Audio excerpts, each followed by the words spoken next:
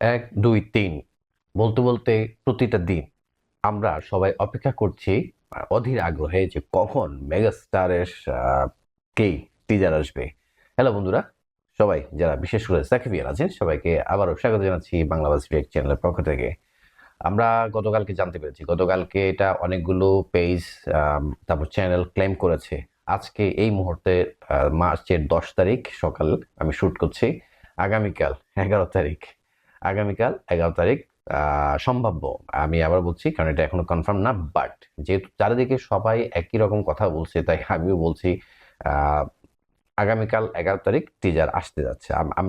আমি আবারও বলছি I'm not sure about that, but প্রত্যাশা তো অবশ্যই করছি। তো সবাই বারবার একই কথা বলছে যে কখন টিজার আসবে, কখন টিজার আসবে। টিজার টিজার টিজার চাই, টিজার ছাড়া অন্য কিছু আমাদের কাছে আর এই মুহূর্তে দাবি নাই। তো এই জিনিসটা নিয়ে কিন্তু সাকিবিয়ানরা সবসময় যে অপেক্ষা করছে, বিশেষ করে অধীর আগ্রহ, কারণ হওয়াটাই স্বাভাবিক। যেহেতু আহ, আর হাতে মাত্র 10-11 দিন আছে, আহ, ঈদ চলে আসছে।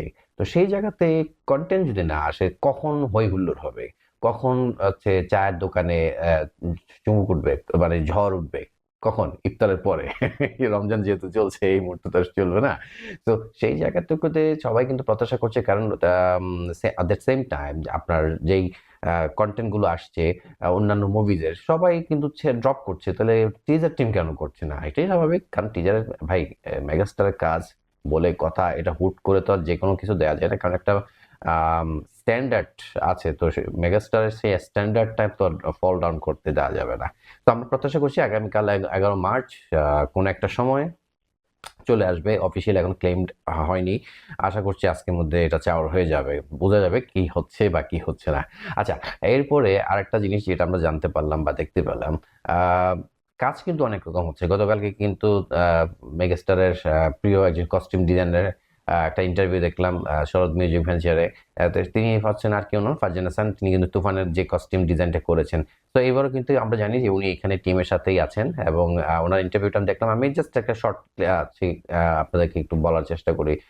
উনি যেটা বলার চেষ্টা করেছেন, অ্যাকচুয়ালি পুরো টিমের সাথে কিন্তু উনি কথা বলেছেন, বিশেষ করে প্রত্যেকটা আর্টিস্টের সাথে যারা লিড করছেন, লাইক মেগাস্টার স্বয়ং শাকিব খানের সাথে উনি ইন্টারভিউ বসেছেন। তারপর ডিরেক্টর, তার ডিমান্ডটা কি, কি রকম চাচ্ছেন তার ক্যারেক্টারকে ফুটে তোলার জন্য। প্রডিউসার, অ্যাকচুয়ালি ওনারও তো একটা বিষয় আছে। উনি যেহেতু আমরা একটা বলে সিনেমাতে প্রডিউস হচ্ছে মাই বাপ, কারণ এই পয়সা পাতি তো একটা বিষয় আছে। তো ওনারও তো একটা ডিজায়ার আছে যে উনি অ্যাকচুয়ালি ওনার মুভিটাকে কিভাবে চাচ্ছেন। আদার্স যে আর্টিস্ট আছেন, co artist like Tasnia Farin, Jyotirmoy Kundu, এরকম অনেকে আছেন, প্রত্যেকের সাথে উনি কথা বলেছেন। এই টিমের সাথে উনি অ্যাকচুয়ালি সেপ্টেম্বরের সাথে জয়েন করেছেন, সেপ্টেম্বর 2025-এ জয়েন করেছেন। তারপর থেকে উনি ওনার মতো কাজ করেছেন। তো সেই জায়গায় উনি বিশেষত সবগুলো মানে আপনার কাস্টমারি বিষয়গুলো উনি ডিজাইন করেছেন নিজে, নিজের ওনার মুখ থেকে আমরা শুনলাম। হয়তো বা কিছু কিছু জায়গায় যারা কলকাতার আর্টিস্ট আছেন তাদের কিছু ড্রেস ওখানে করা হয়েছে, আর এখান থেকে কিছু করা হয়েছে।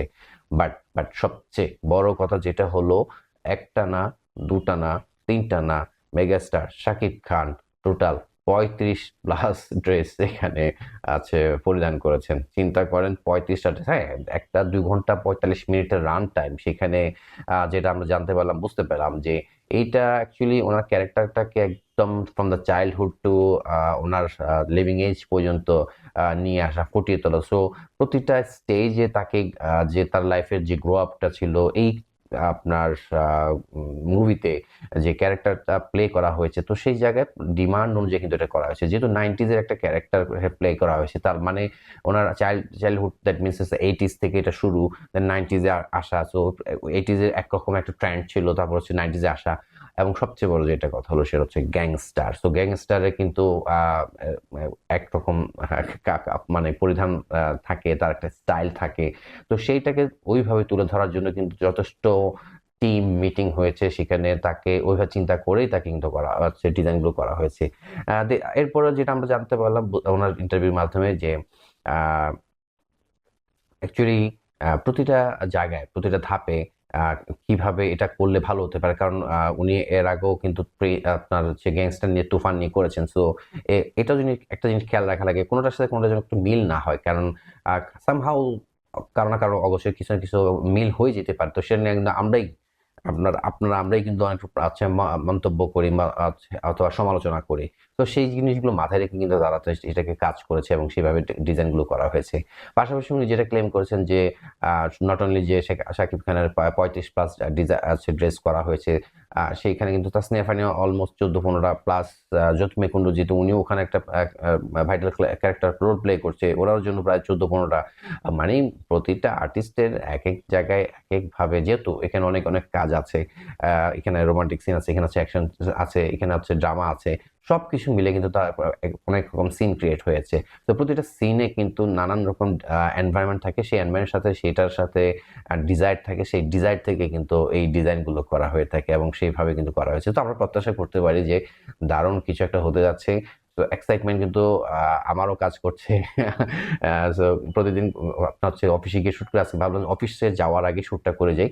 তো এই হচ্ছে কথা, আগামীকাল মার্চের 11 তারিখ টিজার ড্রপ হতে যাচ্ছে। ফারজানা সানামের ইন্টারভিউটা আমরা দেখতে পেলাম, আরো অনেক কিছু হয়তো বাই দিস টাইম আজকে কন্টেন্ট চলে আসবে, আপলোড হবে। সো আপনার এক্সাইটমেন্টটা কি সেটা অবশ্যই কমেন্টস করে জানাবেন আমার ভিডিওতে, এবং ভিডিওটাতে অবশ্যই যদি ভালো লেগে থাকে ভাই লাইক কমেন্ট করে একটু সাথে থাকবেন, কারণ আপনারা এটা করলে আমার কাছে একটু ভালো লাগে। তো আপনারা আমার সাথে থাকবেন, তো আমাকে হেল্প করবেন, ইনশাল্লাহ পরবর্তী ভিডিও দেখা হবে। আল্লাহ হাফেজ।